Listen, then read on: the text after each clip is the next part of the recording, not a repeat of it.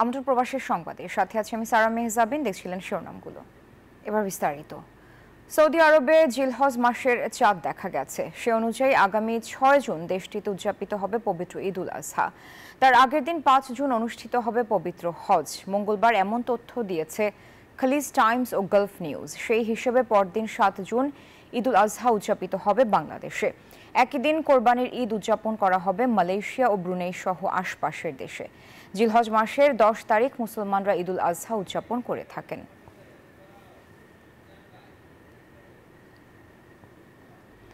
দেশের 5 জেলার বিভিন্ন সীমান্ত দিয়ে শতাধিক পুশিন করেছে বিএসএফ। এর মধ্যে চাঁপাইনবাবগঞ্জের বিভীষণ সীমান্ত দিয়ে 17 জনকে পুশিন করে তারা। বাকিদের ঠেলে দেওয়া হয় কুড়িগ্রাম, মেহেরপুর, সাতক্ষীরা ও খাগড়াছড়ি সীমান্ত দিয়ে। তবে পুশিন বিষয়ে স্বরাষ্ট্র উপদেষ্টা অবসরপ্রাপ্ত লেফটেন্যান্ট জেনারেল জাহাঙ্গীর আলম চৌধুরী বলেছেন, সীমান্তে পুশিন করার প্রতিবাদ জানানোর পাশাপাশি যথাযথ প্রক্রিয়ায় বাংলাদেশি নাগরিকদের ফেরত পাঠানোর অনুরোধ জানানো হয়েছে। দেশের বিভিন্ন সীমান্ত দিয়ে ভারতীয় সীমান্তরক্ষী বাহিনী বিএসএফ এর পুশিন থামছেই না। মঙ্গলবার ভোরে কুড়িগ্রামের রৌমারী উপজেলার বড়াইবাড়ি সীমান্ত দিয়ে অন্তত 37 জনকে পুশিন করেছে বিএসএফ। বিজিবি ও স্থানীয়রা জানিয়েছে, অবৈধভাবে 14 জনকে পুশিন করার সময় বাধা দিলে বিজিবি ও বিএসএফ এর মধ্যে উত্তেজনা দেখা দেয়। ফাঁকা গুলিও ছোড়ে বিএসএফ। এছাড়া জেলার বিভিন্ন সীমান্ত দিয়ে আরো 23 থেকে 24 জনকে পুশিন করার তথ্য পাওয়া গেছে। আমার ভাইয়া ওয়ার্ড মেম্বারের মধ্যে বাস করছে, এটিরও ইয়ে আছে, কাগজপত্র মানে ডিটেনশন ক্যাম্পের তো কিছু কাগজে আনতে দেয় না। মেহেরপুরের মুজিবনগর উপজেলার আনন্দবাস সীমান্ত দিয়ে 30 জনকে পুশিন করেছে বিএসএফ। তাদের মুজিবনগর থানা পুলিশের হেফাজতে নেওয়া হয়েছে। একদিন দুই দিন বাদ পুলিশের গাড়ি যাবে, সিআইডির গাড়ি যায়, পুলিশের গাড়ি যায়, যা চেক করে মানে বাংলাদেশি লোক আছে নাকি। 18 দিন পর আবারও মঙ্গলবার ভোরে সাতক্ষীরা উপজেলার কুশখালী সীমান্ত দিয়ে 23 জনকে পুশিন করা হয়েছে। তাদের অধিকাংশই ভারতে 10 থেকে 15 বছর ধরে কাজ করে আসছেন। ভোর 4টার সময় বিএসএফ আমাকে বাংলাদেশ পার করে দেওয়ার জন্য আনছে, কালাতলা বগল মানে পার করে দিছে আমাকে।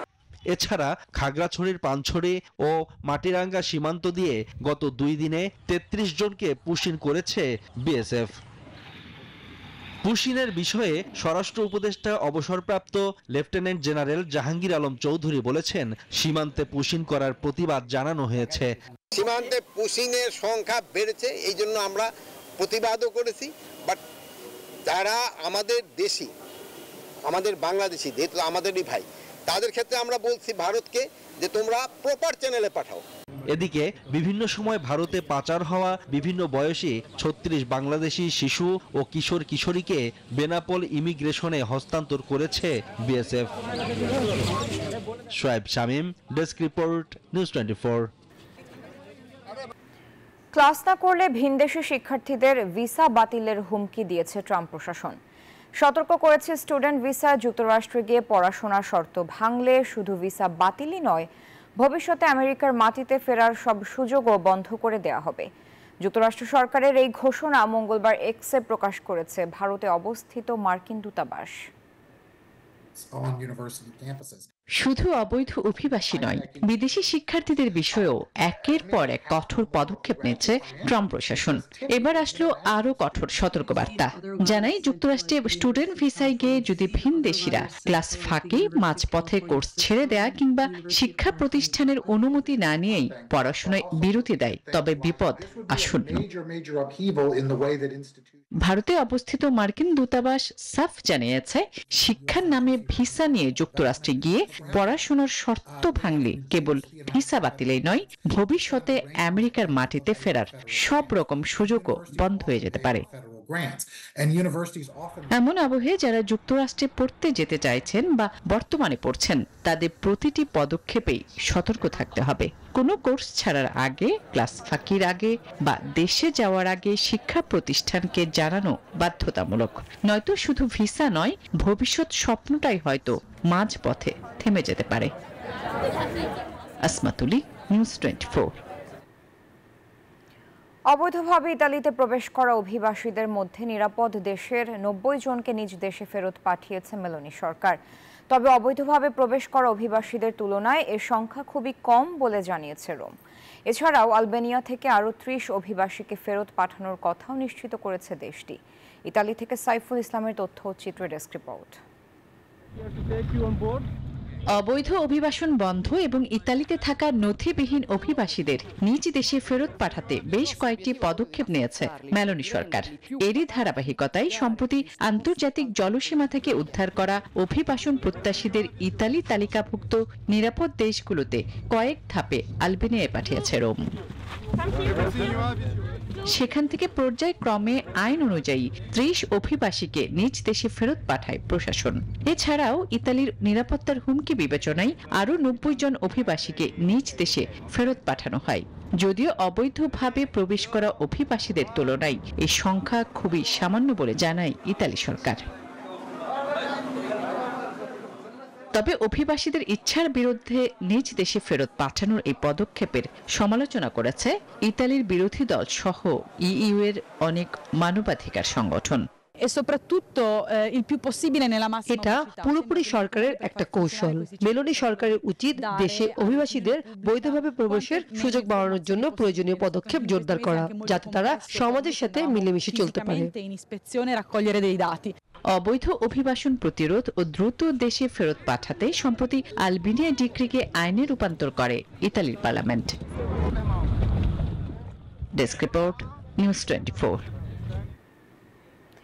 আফ্রিকার শিক্ষা প্রসারে বিশেষ অবদানের জন্য প্রথম বাংলাদেশি হিসেবে আফ্রিকান ডে অ্যাওয়ার্ড পেয়ে উচ্ছ্বসিত মিসবা চৌধুরী জানান, এই অর্জন ভবিষ্যতে তার কাজে অনুপ্রেরণা দিবে। এদিকে একমাত্র বাংলাদেশি হিসেবে মিসবা চৌধুরীর এই অর্জনে গর্বিত ব্রিটেনের অভিবাসী বাংলাদেশিরাও। যুক্তরাজ্য থেকে খালেদ মাসুদ রনির পাঠানো তথ্য চিত্রে ডেস্ক রিপোর্ট। বিশ্বের বুকে আরও এক বাংলাদেশির সাফল্যের গল্প রচিত হলো। আফ্রিকায় শিক্ষা প্রসারে বিশেষ অবদানের জন্য আফ্রিকান ডে অ্যাওয়ার্ড পেয়েছেন বাংলাদেশি বংশোদ্ভূত ব্রিটিশ নাগরিক মিসবা চৌধুরী। তিনি একমাত্র বাংলাদেশি যিনি গ্লোবাল হিউম্যানিটি অ্যাওয়ার্ড ক্যাটাগরিতে এই পুরস্কার জিতলেন। আমি আফ্রিকাতে অনেক জায়গায় দেখলাম যে অনেক বঞ্চিত শিশুরা রয়েছেন, ওদেরকে নিয়ে কাজ করা যায়। তারই অংশ হিসেবে আমি নাইজেরিয়াতে শুরু করেছি, সোমালিল্যান্ডে শুরু করেছি, মালাউইতে শুরু করেছি, সিয়েরা লিওনে শুরু করেছি। এসব দেশে আমি শিক্ষা পৌঁছে দিতে চাই। গেল 25 মে লন্ডনে এই অ্যাওয়ার্ড অনুষ্ঠানে বিশ্বের আরো 8 জন সম্মানিত এ পুরস্কারে ভূষিত হন। তবে মিসবা চৌধুরীর এমন অসামান্য কৃতিত্বে উচ্ছ্বসিত যুক্তরাজ্যে বসবাসরত অভিবাসী বাংলাদেশিরাও। আমি একজন বাংলাদেশি হিসাবে অত্যন্ত গর্ববোধ করতেছি যে আমার দেশের একজন তরুণ যুবক, যে প্রথম এশিয়ান হিসাবে আমি মনে করি যে আফ্রিকার দেশে এই প্রথম বাঙালি যে আফ্রিকার একটা দেশে কাজ করার জন্য ওনাকে আজকে পুরস্কৃত করা হয়েছে। উনি শিক্ষার জন্য কাজ করেছেন এবং বাংলাদেশে উনি করতেছেন। আমি মনে করি আমরা এই অ্যাওয়ার্ডটি আমাদের ভবিষ্যৎ প্রজন্মকে অনুপ্রাণিত করবে এবং উনাকে আরো কাজ করার জন্য উৎসাহিত করবে। বাংলাদেশি বংশোদ্ভূত ব্রিটিশ নাগরিক ব্যবসায়ী মিসবা চৌধুরী বিশ্বের 50টিরও বেশি দেশে দারিদ্র্য বিমোচন, শিক্ষা ও সংস্কৃতি নিয়ে নিরলসভাবে কাজ করে যাচ্ছেন। গেল 15 বছর ধরে মানবতার কল্যাণে বিশ্বব্যাপী সেবামূলক কাজ করে যাচ্ছেন সিলেটের এই কৃতি সন্তান। Desk report, news 24। কানাডায় এখন উৎসবের আমেজ। ব্রিটিশ রাজা চার্লস ও রানী ক্যামিলা দেশটি সফর করছেন। নতুন প্রধানমন্ত্রী মার্ক কার্নির নেতৃত্বে হাউস অব কমন্সে ভাষণ দেবেন রাজা চার্লস। এতে উচ্ছ্বসিত ব্রিটিশ অভিবাসী সহ বাংলাদেশিরাও। কানাডা থেকে লাইলা নুসরাতের তথ্যচিত্রে ডেস্ক রিপোর্ট।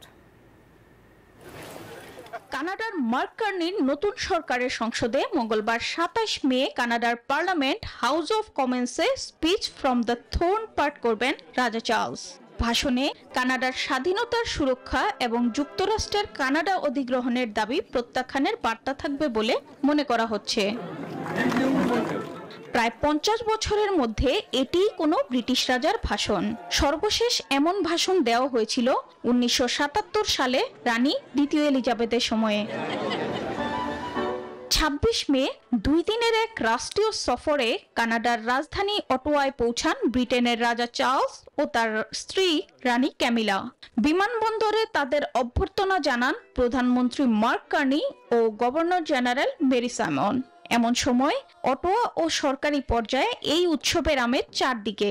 এতে উচ্ছ্বসিত দেশটিতে বসবাসরত প্রবাসীরা।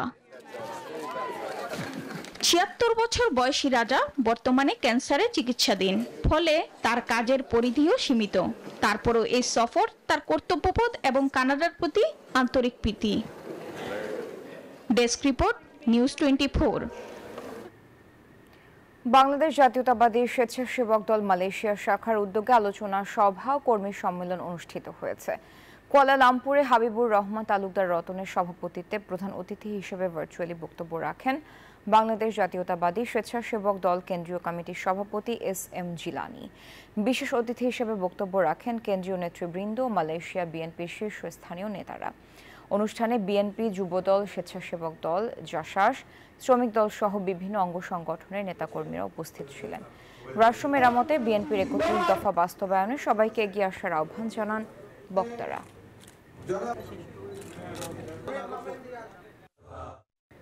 সময় হলো একটি বিরতি, ফিরছি আরও খবর নিয়ে, সাথে থাকুন। আমন্ত্রণ আরেকবার। সেনাবাহিনীর হাতে ধরা পড়লেন অপরাধ জগতের শীর্ষ সন্ত্রাসী সুব্রত বাইন ও অন্যতম সহযোগী মোল্লা মাসুদ সহ ৪ জন। মঙ্গলবার রাজধানীর বনানীতে সংবাদ সম্মেলন করে বিষয়টি নিশ্চিত করেছে আন্তঃবাহিনী জনসংযোগ পরিদপ্তর আইএসপিআর। সংবাদ সম্মেলনে জানানো হয়, নিরাপত্তা নিশ্চিতে প্রয়োজনে কঠোর হবে সেনাবাহিনী। গত শতকের ৯০-এর দশকে রাজধানীর মগবাজার ঘিরে উত্থান হয় শীর্ষ সন্ত্রাসী সুব্রত বাইনের। চাঁদাবাজি, টেন্ডারবাজি, হত্যা সহ অপরাধ জগতের অনেকটাই নিয়ে নেন নিজের কবজায়। ২০২১ সালের ২৫ ডিসেম্বর ২৩ শীর্ষ সন্ত্রাসীর তালিকায় ছিলেন সুব্রত বাইন। রেড অ্যালার্ট নোটিশেও রয়েছে তার নাম। তাকে ধরিয়ে দিতে স্বরাষ্ট্র মন্ত্রণালয় পুরস্কারও ঘোষণা করে। সুব্রত বাইনের হাত ধরে আরেক শীর্ষ সন্ত্রাসী মোল্লা মাসুদ অপরাধ জগতে আধিপত্য ছড়ান। ২০১৫ সালে ভারতে ধরা পড়েন বলে গণমাধ্যমে খবর প্রকাশিত হয়। পরে জামিনে মুক্ত হন। আইন শৃঙ্খলা বাহিনীর সূত্র জানায়, মোল্লা মাসুদের বিরুদ্ধে সাবেক সংসদ সদস্য কামাল মজুমদারের ভাগ্নে মামুন, পুরান ঢাকার মুরগি মিলন, খিলগাঁওয়ের তিলপাপাড়ায় ট্রিপল মার্ডার সহ বেশ কয়েকটি হত্যা মামলা রয়েছে। এবার সেনাবাহিনীর হাতে ধরা পড়লেন সুব্রত বাইন ও মোল্লা মাসুদ সহ ৪ জন। মঙ্গলবার সকালে কুষ্টিয়ার কালীশঙ্করপুরের সোনার বাংলা সড়কের একটি বাসায় চালানো হয় অভিযান। ৩ ঘন্টার অভিযানে ধরা পড়েন সুব্রত বাইন ওরফে ফতে আলী, আবু রাসেল মাসুদ ওরফে মোল্লা মাসুদ, শুটার আরাফাত ও শরীফ।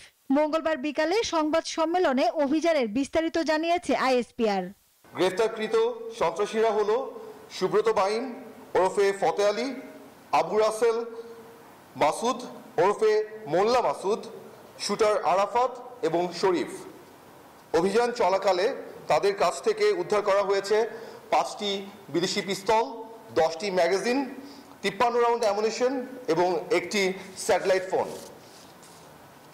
এই চক্রটি দেশের বিভিন্ন অঞ্চলে হত্যা, চাঁদাবাজি এবং নাশকতা চালিয়ে এসেছিল। আন্তঃবাহিনী জনসংযোগ পরিদপ্তর জানিয়েছে, জাতীয় নিরাপত্তা ও জনগণের জানমাল রক্ষায় সেনাবাহিনী প্রতিশ্রুতিবদ্ধ।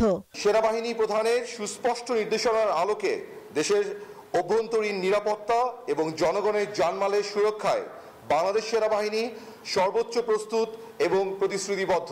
সংবাদ সম্মেলনে জানানো হয়, গ্রেফতারকৃতদের বিরুদ্ধে আইনানুগ ব্যবস্থা নেওয়া হচ্ছে। সন্ত্রাসবাদ সংক্রান্ত যেকোনো। মাসুদা লাবনী, নিউজ 24, ঢাকা। চট্টগ্রামের বিভিন্ন পোশাক কারখানা থেকে আবারও পাহাড়ি সশস্ত্র সংগঠন কেএনএফ এর পোশাক জব্দ করেছে পুলিশ। এবার জব্দ করা হয়েছে 11,000 পোশাক। পুলিশ জানিয়েছে, আটক কারখানার মালিক সহ 3 জনকে জিজ্ঞাসাবাদের পর বিভিন্ন গার্মেন্টস থেকে সব পোশাক জব্দ করা হয়। গেল মার্চ মাসে গোলাম আজম ও নিয়াজ হায়দার নামে 2 জন চট্টগ্রামের নয়াহাট এলাকায় রিংবো অ্যাপারেলস পোশাক কারখানায় কুকি চিনের ইউনিফর্মের অর্ডার দেন। গোপনে জোগাড় করা হয় ইউনিফর্মের কাপড়। চুক্তি হয় 2 কোটি টাকায়। অর্ডার দেওয়া হয় 30,000 ইউনিফর্ম তৈরির। এর আগেও জব্দ করা হয় 20,300টি ইউনিফর্ম।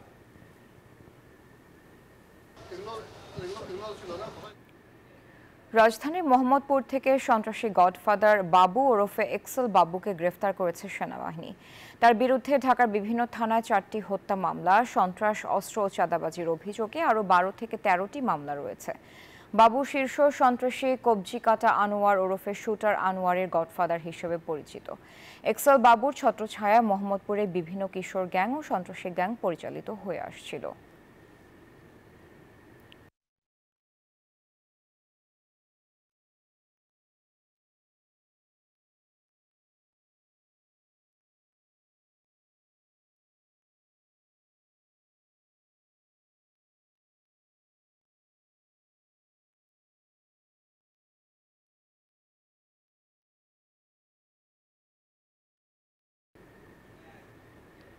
নির্বাচন পেছানোর উছিলা তৈরি করছে সরকার, অভিযোগ করেছেন বিএনপি নেতারা। তারা বলেছেন সরকারকে কাজ করতে দেয়া হচ্ছে না, এমন অভিযোগের কোনো ভিত্তি নেই।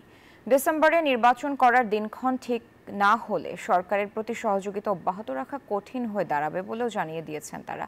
মঙ্গলবার রাজধানীতে আলাদা অনুষ্ঠানে এসব কথা বলেন বিএনপি নেতারা। প্রধান উপদেষ্টার সাথে সাক্ষাৎ পরবর্তী আনুষ্ঠানিক প্রতিক্রিয়া জানাতে বিএনপির এই সংবাদ সম্মেলন। রাষ্ট্রীয় অতিথি ভবন যমুনায় অনুষ্ঠিত বৈঠকের বিষয়ে সাংবাদিকদের সামনে দলীয় অবস্থান তুলে ধরেন দলটির নেতারা। ব্রিফিংয়ে দলের স্থায়ী কমিটির সদস্য খন্দকার মুশারফ হোসেন বলেন, বৈঠকে নির্বাচনে সুস্পষ্ট রূপরেখা প্রত্যাশা করেছিল বিএনপি। প্রেস সচিবের মাধ্যমে সরকারের যে বক্তব্য পাওয়া গিয়েছে তাতে জাতীয় সংসদ নির্বাচনের বিষয়ে সুস্পষ্ট কোনো রোড ম্যাপের ঘোষণা না থাকায় আমরা হতাশ হয়েছি। একটি সুষ্ঠু নিরপেক্ষ জাতীয় সংসদ নির্বাচনের মাধ্যমে রাজনৈতিক শক্তির ইন্ধন এবং বিদেশি ষড়যন্ত্র বন্ধ করা সম্ভব। খন্দকার মুশারফ বলেন, বিএনপি মনে করে জাতীয় নির্বাচন আগামী ডিসেম্বরেই হতে হবে। এ দাবিতে অটল থাকবে বিএনপি। আমাদের দাবি শুধু এই কয়েকদিনে না, এটা কিন্তু আগের থেকেই বলছি। কেননা ডিসেম্বরকে আমরা মনে করছি যে নির্বাচনের জন্য উপযুক্ত সময়। এর অন্যথা হলে জনগণের দল হিসাবে বিএনপির পক্ষে এই সরকারের প্রতি সহযোগিতা অব্যাহত রাখা কঠিন হয়ে দাঁড়াবে। এদিকে জাতীয় প্রেস ক্লাবে আলোচনা সভায় যোগ দিয়ে বিএনপি নেতা আমির খসরু মাহমুদ চৌধুরী বলেন, সংস্কারের নামে নির্বাচন পেছানোর সুযোগ নেই। যে প্রত্যাশা নিয়ে গণতান্ত্রিক অর্ডারে ফিরে যাওয়ার জন্য যে কাজগুলো করার দরকার ছিল সেটা দৃশ্যমান হচ্ছে। তারা যদি ব্যর্থ হয় কাউকে বিচারের আওতায় আনতে, আমরা তো তাদেরকে বিচারের আওতায় আনবো, কিন্তু বিচার করবে স্বাধীন বিচার বিভাগ, সরকার করবে না। সংস্কারের কোনো সমস্যা দেখছি না, বিচারের বেলায় কোনো প্রবলেম দেখছি না। তারপরে রোড ম্যাপটা দিতে এত ভয় কেন, আর নির্বাচনকে এত ভয় কেন? নিরপেক্ষতা নিয়ে প্রশ্ন ওঠে এমন কিছু না করতে সরকারের প্রতি আহ্বানও জানান আমির খসরু মাহমুদ চৌধুরী। এখন আবার আগামী দিনের গণতান্ত্রিক। ফজলা রাব্বি সৌরভ, নিউজ 24, ঢাকা। বেকসুর খালাস পেলেন জামায়াত নেতা এটিএম আজহারুল ইসলাম। মানবতা বিরোধী অপরাধের মামলায় মৃত্যুদণ্ডের রায় নিয়ে জামায়াত নেতা এটিএম আজহারুল ইসলামের করা আপিলের শুনানি শেষে প্রধান বিচারপতি নেতৃত্বাধীন 7 সদস্যের বেঞ্চ এ রায় ঘোষণা করেন। পর্যবেক্ষণে আদালত বলেছেন, ফৌজদারি দণ্ডবিধি লঙ্ঘন করে এই মামলায় সাজা দেওয়া হয়েছিল। পতিত শেখ হাসিনা সরকারের আমলে শুরু হয় স্বাধীনতা যুদ্ধে মানবতা বিরোধী অপরাধীদের বিচার কাজ। সেখানে একে একে কার্যকর করা হয় জামায়াতের 6 শীর্ষ নেতার মৃত্যুদণ্ড। 2012 সালের 22 আগস্ট মগবাজারের বাসা থেকে আজহারুল ইসলামকে গ্রেফতার করা হয়। পরে আদালতের রায়ে মৃত্যুদণ্ডাদেশ দেওয়া হয় তাকে। আপিলে এই রায় বহাল রাখলে পুনর্বিবেচনার জন্য আবারও আবেদন করেন তিনি। শেখ হাসিনা সরকারের পতনের পর যা আমলে নিয়ে ফের আপিল শুনানি অনুষ্ঠিত হয়। আদালত পর্যবেক্ষণে বলেছে, সাক্ষ্য প্রমাণ বিচার না করেই এই মামলার রায় দেওয়া হয়েছিল। আদালতের সামনে উপস্থাপিত সাক্ষ্য প্রমাণ অ্যাসেসমেন্ট করা ছাড়াই জনাব এটিএম আজহারুল ইসলাম সাহেবকে ফাঁসি দেওয়া হয়েছিল। এই রায়ের মাধ্যমে আমরা মনে করি সত্য জয়ী হয়েছে, মিথ্যা পরাজিত হয়েছে। এই মামলার মতো বাকি মামলাগুলোকেও আমলে নিয়ে রিভিউ বোর্ড গঠনের মাধ্যমে সাজা কার্যকর হওয়া ব্যক্তিদের ন্যায় বিচার প্রতিষ্ঠার দাবি জানান আসামি পক্ষের আইনজীবীরা। আন্তর্জাতিক অপরাধ ট্রাইব্যুনালের প্রসিকিউটররা বলেন, এই রায় বর্তমান বিচার ব্যবস্থায় কোনো প্রভাব ফেলবে না। ট্রাইব্যুনালে যে প্রেজেন্ট বিচারগুলো আছে এবং ইন ফিউচার যে ট্রায়ালগুলো হবে, সেক্ষেত্রে এমন কোনো আদেশ আমরা প্রতিবাদ করি বা এমন কোনো আদেশের বা এমন কোনো সাবমিশনের বিপক্ষে যে সাবমিশন বর্তমান এবং ভবিষ্যৎ ট্রায়ালকে হ্যাম্পার করবে। অন্য কোনো মামলায় গ্রেপ্তার না থাকলেও জামায়াত নেতাকে দ্রুত মুক্তির নির্দেশও দিয়েছেন আদালত। নাইম আলচিকো, নিউজ 24, ঢাকা। আরেকটা বিরতি নিয়ে ফিরছি, সাথেই থাকুন। আমন্ত্রণ আরেকবার। নির্বাচনের সুনির্দিষ্ট তারিখ ঘোষণা করার সময় এসে গেছে বলে মন্তব্য করেছেন সিপিডির নির্বাহী পরিচালক doctor Fahmida Khatun. Centre for Policy Dialogue সিপিডির প্রধান কার্যালয়ে বাংলাদেশের অর্থনীতি 2024-2025 তৃতীয় অন্তর্বর্তীকালীন পর্যালোচনা বিষয়ে প্রেস ব্রিফিংয়ে কথা বলেন তিনি। জানান, বাজেট বাস্তবায়ন যে সরকারি করুক, প্রাতিষ্ঠানিক সক্ষমতা থাকলে বাস্তবায়নের সমস্যা হবে না। বাজেট ঘাটতি, ঋণ নির্ভরতা ও মুদ্রাস্ফীতির মতো সমস্যা অর্থনীতিকে চাপে ফেলেছে। মঙ্গলবার সকালে রাজধানীর সিপিডি কার্যালয়ে আয়োজন করা হয় বাংলাদেশের অর্থনৈতিক উন্নয়নের স্বাধীন পর্যালোচনা বিষয়ক অনুষ্ঠানের, যেখানে উপস্থিত ছিলেন প্রতিষ্ঠানটির সদস্য সহ গণমাধ্যম কর্মীরা। আপনারা সিপিডির নির্বাহী পরিচালক সর্বশেষ প্রাপ্ত তথ্যের ভিত্তিতে বর্তমান বাংলাদেশের সামগ্রিক অর্থনৈতিক অবস্থানের একটি প্রতিবেদন উপস্থাপন করেন। একই সঙ্গে তুলে ধরেন সরকারের 6টি খাত নিয়ে সুপারিশমালা। পরে নির্বাচনের মোক্ষম সময় কবে এমন প্রশ্ন করা হলে উত্তরে তিনি বলেন, সরকার গঠনের 9 মাস পেরিয়ে গেছে, কাজেই এখনই সময় তারিখ ঘোষণার। নির্বাচনের কথা বলছেন, 9 মাস হয়ে যাওয়ার পরে এখন যদিও সরকারের পক্ষ থেকে একটা তারিখ মানে একটা দেওয়া হয়েছে, টাইম ফ্রেম, কিন্তু এখন মনে হচ্ছে যে একটা নির্দিষ্ট ডেট দেওয়াটা একটা যুক্তিযুক্ত হবে। এই সময় তিনি আরো বলেন, রাজনৈতিক স্থিতিশীলতা না আসলে বিনিয়োগ বাড়বে না, সৃষ্টি হবে না কর্মসংস্থানও। দেশীয় বিনিয়োগ, বিদেশি বিনিয়োগ, ভিতরে কর্মসংস্থান, আমার যারা কর্মসংস্থানের মধ্যে রয়েছে, কারণ বিনিয়োগ না হলে কর্মসংস্থান হবে না।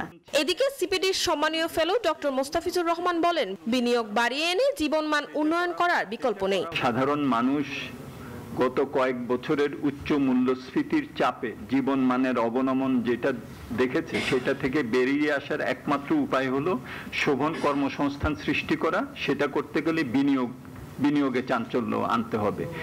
অর্থনীতির প্রতিটি খাতের সংস্কার দ্রুত বাস্তবায়নে আলাদা করে টাস্ক ফোর্স গঠনের সুপারিশ করে সিপিডি। আমি যেটা বলবো সেটা হলো। মরিয়ম আজিজ মৌরিন, নিউজ 24, ঢাকা। এই ছিল সংবাদে। ধন্যবাদ সবাইকে।